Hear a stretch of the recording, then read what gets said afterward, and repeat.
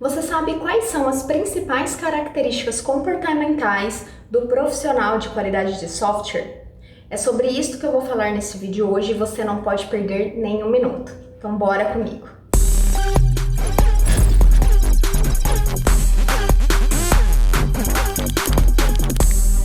Primeiramente, é necessário entender quais são as principais diferenças entre o papel do testador e do QA.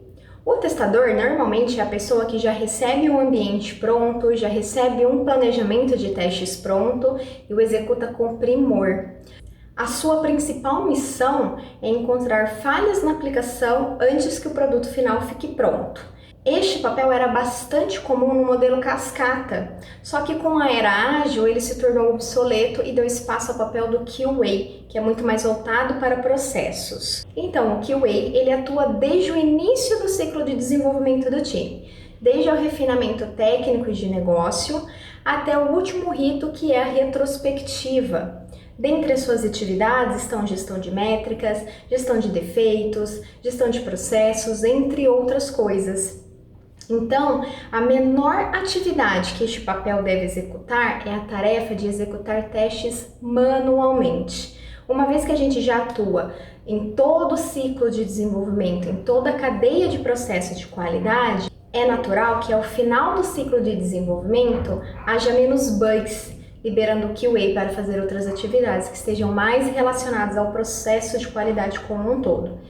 Então, o QA atua muito mais como embaixador da qualidade dentro do time do que como um testador executando apenas testes manuais. Se você está atuando como um testador e quer começar a atuar como um QA, já se inscreve nesse canal, curte este vídeo, porque aqui você vai encontrar muito conteúdos como esse para desenvolver essas habilidades de QA. Agora que você já sabe as principais diferenças entre o papel do testador e o papel do QA, eu vou falar quais são as principais características comportamentais que um bom QA deve ter. Então, primeira, comunicação. A comunicação é a chave para que qualquer time ágil funcione bem e entregue bons resultados. Então, o QA que tem esta habilidade de comunicação deve, primeiro, conhecer as pessoas do seu time. É muito importante que o QA conheça os perfis das pessoas que estão atuando junto com ele dentro do time. E isso implica em saber qual canal de comunicação você vai utilizar para transmitir a sua mensagem. Dois canais de comunicação muito comuns em ambientes corporativos são o auditivo e o visual. O auditivo são aquelas pessoas que elas absorvem melhor conhecimento quando elas ouvem alguma coisa. Por exemplo, pessoas que ouvem muito podcast, rádio, outros meios de comunicação auditivo, são pessoas que têm este canal muito mais aguçado do que outros. Então é importante que você utilize técnicas para chamar a atenção desse público. Por exemplo, a entonação da voz. Então, quando você está em uma apresentação ou quando você está em uma discussão com o time, se você manter o mesmo padrão de voz o tempo todo, pode ser que as pessoas ao seu redor que têm este canal auditivo mais aguçado, em algum momento elas se dispersem e parem de prestar atenção em você. Então, é importante você usar a entonação da sua voz para chamar a atenção dessas pessoas para o que você quer falar. Por exemplo, estou fazendo uma apresentação em um tom de voz intermediário o tempo todo. Quando aparecer algum ponto que eu quero chamar a atenção, então eu posso elevar o tom da minha voz e voltar para que a pessoa tenha um estralo e volte a prestar atenção no que você está falando. Então é muito importante que você saiba quais são as pessoas que têm este canal mais aguçado. É muito importante que você saiba desenvolver esta habilidade de comunicação para que você atinja essas pessoas com canal auditivo mais aguçado e então você consiga transmitir a sua mensagem com eficácia. Outro canal de comunicação é o visual. Então são pessoas que elas tendem a prestar mais atenção no seu conteúdo quando elas visualizam algo. Então, por exemplo, imagens, gráficos, exemplos visuais, storytelling, entre outras coisas que a pessoa pode visualizar o que você está querendo falar. Então, por exemplo, para atingir essas pessoas que têm um canal de comunicação visual mais aguçado, você pode preparar apresentações que tenham números, que tenham gráficos, que tenham exemplos visuais para que essas pessoas absorvam melhor a mensagem que você quer transmitir. Ah, mas Manu, eu não sei se na reunião que eu estou tem mais pessoas auditivas ou mais pessoas visuais. O que eu faço nesse cenário? Então, neste cenário, você pode utilizar os dois canais para comunicação, tanto auditivo quanto visual. Como? Prepare uma apresentação com bastante imagem, bastante ilustração, até porque isso vai te ajudar na hora de apresentar. E também repare no seu tom de voz, na entonação que você usa, na forma como você gesticula as palavras, na forma como você transmite a mensagem para outra pessoa, de forma que em momentos alternados você eleve o tom da sua voz e volte para que as pessoas prestem atenção no que você está falando. Desta forma, você vai atingir tanto as pessoas que têm um canal auditivo mais aguçado, quanto as pessoas que têm um canal visual mais aguçado. Tem só esses dois canais? Não. Tem outros também, sinestésico, olfativo, enfim, tem outros canais de comunicação. No entanto, eu considero que esses dois sejam a chave para que você desenvolva habilidades que são realmente diferenciais para transmitir uma mensagem com eficácia.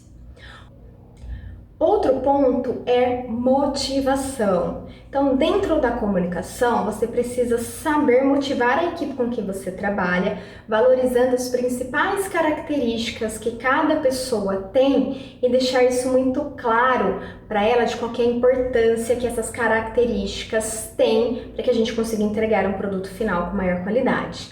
Então, por exemplo, se a gente sabe que dentro do time tem alguém que é muito bom em front-end, é importante que você fale para essa pessoa e também deixe isso claro para a equipe que ela tem habilidades com front-end que vão fazer toda a diferença para agregar valor ao produto final. Isso é puxar saco? Não. Isso é evidenciar o que a pessoa tem de melhor.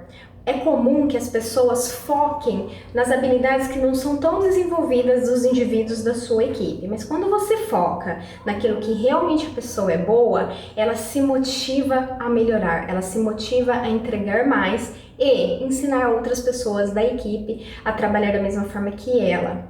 Então, quando você motiva alguém do seu time, falando, por exemplo, cara, ficou sensacional esse layout que você fez, essa estilização na tela que você fez, os componentes que você montou, ficou muito bom, a arquitetura ficou muito boa e eu acredito que isso seja essencial para o produto final, tanto para a manutenção quanto para a construção de novos elementos no futuro. Você entende qual é a diferença disso? Eu estou apenas valorizando o que ele tem de melhor. Dado isso, eu também posso falar. Seria sensacional se os demais do time tivessem essa mesma habilidade que você ou chegasse muito perto disso, porque aí eu tiraria a sobrecarga de você para que você pudesse me ajudar em outras áreas dentro do time e eu teria um time bem mais formado, com outras habilidades desenvolvidas que vão fazer diferença para o produto final. Então, motivação é uma das chaves também para que você tenha uma comunicação eficaz dentro do time. Saber motivar pessoas, ok? Terceiro ponto de comunicação que um QA precisa ter. Então, o QA precisa ser a pessoa que saiba transitar entre o mundo funcional e o não funcional. Ou seja, o QA deve ser aquela pessoa que sabe entender e compreender tudo que o PO está querendo para a aplicação final e saber transcrever isso de uma forma que as pessoas técnicas do seu time entendam e saibam o que construir dentro do código.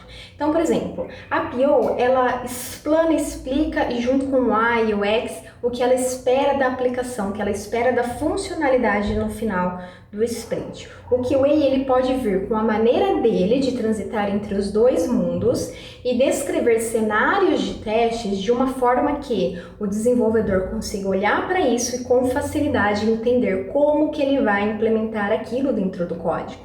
Então, um exemplo. Eu, na empresa que trabalho, costumo, depois de ter a explicação técnica de negócio, escrever alguns cenários de testes utilizando a semântica Gherkin. Então, dado que tal cenário acontece, quando eu fizer tal coisa, então o resultado esperado é XPTO. Eu gosto de escrever de uma forma que os desenvolvedores entendam com facilidade e que sejam pequenos blocos de regras de negócio para que fique fácil dele transcrever isso para o código.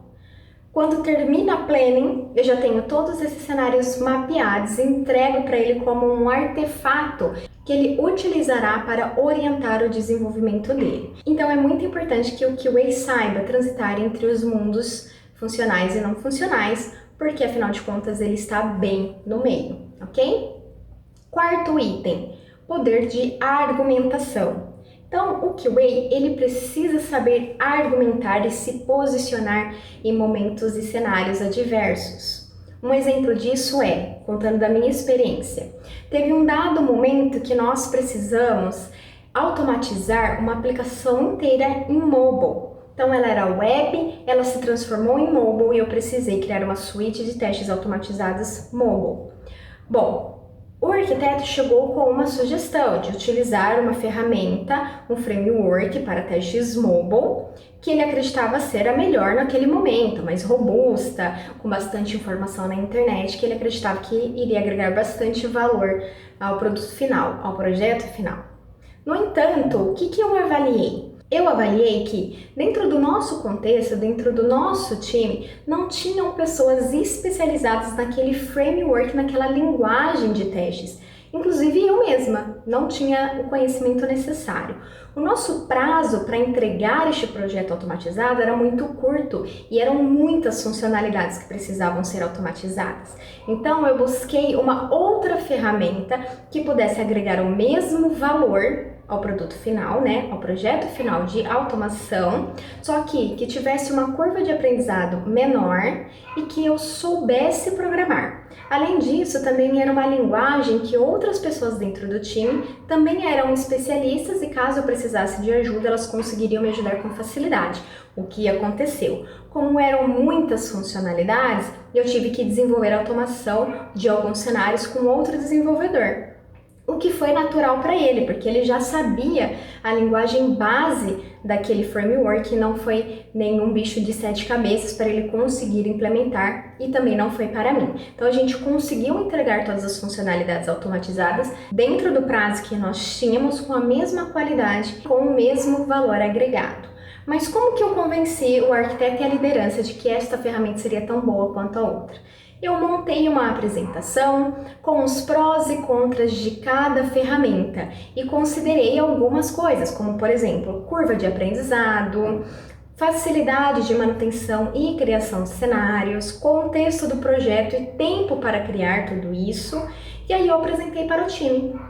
Depois que eu apresentei todos estes argumentos e me posicionei em relação a cara, serei eu que vou criar esses testes, provavelmente vou precisar de ajuda de alguém do time. Então, dado este cenário e os itens que eu levantei, eu acredito que eu vou conseguir entregar valor e todo o projeto automatizado utilizando esta ferramenta. O que vocês acham? E aí foi automático, levando todos os argumentos necessários para embasar o meu posicionamento. O time inteiro concordou, inclusive o arquiteto que tinha sugerido outra ferramenta, de que aquela seria a melhor abordagem naquele momento. Então é importante que o QA saiba se posicionar e saiba ter argumentos para defender o seu ponto de vista. Não é brigar, não é falar não quero fazer porque acredito que não seja a melhor ferramenta ou abordagem. É ter embasamento, é ter argumentos e saber se posicionar. Beleza? Então, todos esses itens que eu comentei agora, que estão dentro de comunicação, são chaves para que você consiga transmitir a sua mensagem com eficácia, para que você consiga se posicionar bem dentro da equipe que você está e faça com que as pessoas te ouçam e respeitem o que você está falando, ok? Tudo isso fará com que você tenha mais facilidade de sugerir ideias, discutir melhorias, pedir ajuda, explicar sobre determinados cenários que são adversos, entre outras coisas.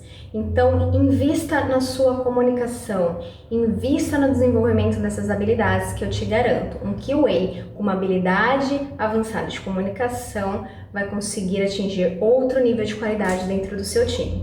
Outra característica comportamental muito importante que um QA deve ter é resiliência. Então, a resiliência é a capacidade de uma pessoa lidar com situações adversas, pressões, obstáculos e problemas de forma positiva, sem deixar que isso gere conflito psicológico e emocional. Ser um QA implica em ter que fazer diversas atividades, como gestão de métricas, de defeitos, mapeamento de cenários de testes, execução, automação, entre outras coisas. Por conta disso, podemos ficar no centro do furacão sofrendo pressão de todos os lados, tanto de desenvolvedores, squad leaders, scrum masters e até mesmo o cliente. Então, dado isso, é extremamente importante que o QA saiba exercitar a paciência e saiba priorizar as suas atividades para que não se deixe levar pela correria do dia a dia. Então, como você identifica que um time está atuando sem exercitar resiliência? É muito comum que em times assim haja uma reação aos problemas. Então, o time é muito reativo do que preventivo. A gente começa a codificar e querer entregar o produto final a qualquer custo, atropelando processos, qualidade e até o bem-estar das pessoas que estão no time. Por isso é muito importante que a gente exercite a resiliência. Estou num cenário diverso, onde o time está trabalhando no modo Go Horse, ou seja, entrega a qualquer custo. Pare, pense, observe e analise. Chame o time para conversar. Você, QA, é a pessoa que vai fazer com que o time pare, reflite e converse sobre como podem entregar um produto de qualidade no final do ciclo sem atropelar tudo isso que eu comentei agora.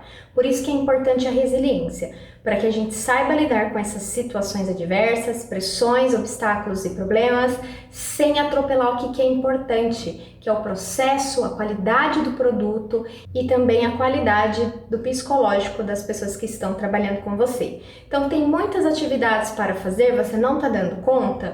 Para um pouquinho, chama seu líder direto, coloca todos os itens na mesa e peça ajuda, não tem problema. Está tudo bem, o importante é que você deixe claro que nós temos um problema e que a gente precisa se organizar para resolvê-lo, tá? Sem sair atropelando tudo. Mas para isso a gente tem que manter um pensamento positivo para conseguir lidar com essas situações adversas, ok? Terceira característica, gerenciar conflitos. Qualquer ambiente de trabalho que tenha conflitos pode enfraquecer relações, prejudicar a produtividade, impactar na qualidade do processo e do produto e desmotivar o time a continuar evoluindo. Dado isso, você como QA pode reverter a situação sendo a pessoa hábil que faz a paz acontecer. Exemplos de momentos onde é possível gerenciar conflitos. Por exemplo, onde eu trabalho, é comum que o QA faça análise de causa raiz. Para que isso aconteça, a gente reúne o time em uma reunião que dura mais ou menos 2 horas para discutir quais foram as reais causas raízes dos bugs que foram encontrados durante o ciclo. É comum que nesta reunião haja discussões de divergências de opiniões em relação à causa raiz do bug. Por quê? Pode ser que o desenvolvedor se sinta ofendido por dizer, por exemplo, que ele não seguiu um requisito que já estava mapeado, ou então que ele fez uma análise de impacto incompleta. Às vezes é forte falar isso para ele, se a gente não souber como falar, pode gerar um conflito. Se uma pessoa fala isso sem o tato da comunicação, a pessoa pode entrar no modo defensivo e não saber lidar com aquela situação. E aí pode ser que gere discussões acaloradas. Este é um dos exemplos, tá? Pode haver discussão por divergência de opiniões. Outro momento que isso é bastante comum são nas reuniões de retrospectivas, que há um espaço reservado para falar das coisas que não foram legais durante o ciclo de desenvolvimento. E neste momento é muito comum que haja divergências de opiniões fortes relacionadas a processo ou até determinadas pessoas e pode haver ali discussões acaloradas. Então você como QA pode entrar e fazer com que o time volte para o que realmente importa, que é focar na resolução de problemas e não encontrar culpados. Então você tem que ter este feeling, você pode ter essa habilidade de puxar o time de volta para o que realmente vai agregar valor, tanto ao processo quanto ao produto final, tá? Sempre focado na resolução de problemas e não nos culpados. Caso a discussão se estenda e as pessoas insistam em continuar buscando culpados ou discutir aleatoriamente sem focar na resolução de problema de fato, você pode ser um pouco mais firme e entenda que ser firme não é ser grosso. Supondo que a equipe está numa discussão acalorada, o pessoal está focado em achar culpados ou apenas em desabafar sobre o momento que aconteceu ali. Então você pode chegar e falar: pessoal, eu entendo o momento que nós estamos, eu entendo que é um assunto delicado, mas nós precisamos focar na resolução do problema. Quais são os planos de ação que nós precisamos mapear e trabalhar para que isso não ocorra novamente? É sobre isso que a gente precisa conversar. Dessa forma, você só está buscando o time de volta para o que realmente importa, sem ser grosso e atuando ali como uma pessoa que está de fato lidando com um conflito de uma forma eficiente e não buscando culpados, que é o que a gente não quer, ok? Então, reforçando, nestes momentos de conflito, é importante que você, como QA, seja intermediário, sabendo ouvir ambos os lados e evitar tomar ações explosivas. Desta forma, você vai conseguir fazer com que o time pare para pensar e saiba conversar o que realmente importa para aquele momento. Neste momento, você pode mapear planos de ação ou então provocar o time a pensar juntos no que pode ser feito para melhorar o processo, ok? Flexibilidade. Nós QA somos embaixadores da qualidade no time em que atuamos. Por isso é comum que quando a gente diga que algo não está pronto para ir para a produção, o time nos ouça e respeite a nossa opinião e então a implantação dessa funcionalidade não ocorra em ambiente produtivo. No entanto, nós precisamos ser flexíveis no que realmente pode ou não ir para a produção, dependendo do cenário aí adverso. Por exemplo, supondo que o time está desenvolvendo uma funcionalidade que precisa ser entregue ao final do sprint, é importante que essa entrega seja realizada. Só que chegou no final do sprint e a gente ainda tem 10 bugs abertos que precisam de correção no código. Se a gente disser que um QA não é flexível, ele não vai liberar os bugs que não tenham sido corrigidos. Mas caso todos os bugs sejam triviais, ou seja, não impactam a jornada ou a experiência do usuário final, então está tudo bem liberar dessa forma e depois a gente mapeia um plano de ação para a correção desses bugs no próximo ciclo. Aqui é muito importante que a gente se coloque como usuário final da aplicação, o que realmente impactaria a minha jornada e experiência dentro da aplicação. Às vezes podem haver bugs que deixam a aplicação menos bonita, mas que não impactam a jornada. Então a gente pode liberar para que o PO comece a homologar ou para que o cliente final, o usuário final, comece a utilizar a aplicação, esta funcionalidade, e em paralelo a gente vai corrigindo o que ficou em aberto, ok? Então flexibilidade é uma das características comportamentais que um bom QA deve ter. Claro que também está incluso o poder de argumentação e de negociação, ok? Ser um bom observador. E aqui não é no sentido de olhar para a aplicação e conseguir encontrar bugs de layout com facilidade. Não é isso. É no sentido de observar o cenário que você está, entender e saber questionar. Por exemplo, supondo que você entre em uma equipe onde o processo de qualidade não está 100%. O primeiro passo nessa situação é entender como que o time chegou nessa situação e quais foram os motivadores das tomadas de decisão anteriores. Depois disso, depois de entender o contexto do time, você pode sugerir melhorias de processos dentro do produto ou então apenas provocar o time a melhorar o processo, a melhorar o produto. Mas é muito importante que você seja observador nesse sentido, porque é observando o cenário em que você está que você vai conseguir pensar em formas de melhorar o processo atual. E é claro, é muito importante entender as motivações para estar naquele contexto, porque as motivações, as tomadas de decisões anteriores irão direcionar para as sugestões de novos processos e de melhorias dentro do time, ok? Conhecimento e confiança. A área de qualidade de software possui diversas abordagens técnicas que você pode usar no seu dia a dia, e ter conhecimento delas vai ser um diferencial na hora de você tomar uma decisão. Por exemplo, supondo que vocês vão trabalhar em uma funcionalidade que tenha vários tipos de pagamentos: boleto a prazo, boleto à vista, cartão de crédito e boleto mais cartão. Num nível tradicional, no nível raso de conhecimento, você escreveria todos os cenários de teste utilizando uma semântica step by step, ou seja, passo a passo, ou então o gherkin. Mas, supondo que você escolha utilizar a técnica de tabela verdade, você vai ganhar muito mais agilidade na hora de escrever os seus testes e ficará também mais simples para os desenvolvedores mapear os cenários que vão ser automatizados. Então, este conhecimento das técnicas que a área possui vai te dar muito mais agilidade na hora de tomar uma decisão e também confiança, porque você sabe do que você está falando, você tem confiança de aplicar uma técnica que acredita que será melhor para aquele momento. Além disso, quando você tem conhecimento sobre as técnicas e abordagens que a nossa área possui, você consegue ter confiança na hora de argumentar, na hora de embasar as suas decisões. Por isso que é muito importante o conhecimento atrelado à confiança. Uma vez que você tem conhecimento sobre um assunto e propriedade sobre ele, você vai ter muito mais confiança na hora de defender o seu ponto de vista. Lembra quando eu falei sobre automação de testes? Quando o arquiteto sugeriu uma ferramenta que era robusta e muito conhecida pelo mercado e eu sugeri outra, eu tive confiança de dizer que a minha abordagem seria a melhor para aquele momento e para o nosso contexto, porque eu tinha conhecimento do que eu estava falando.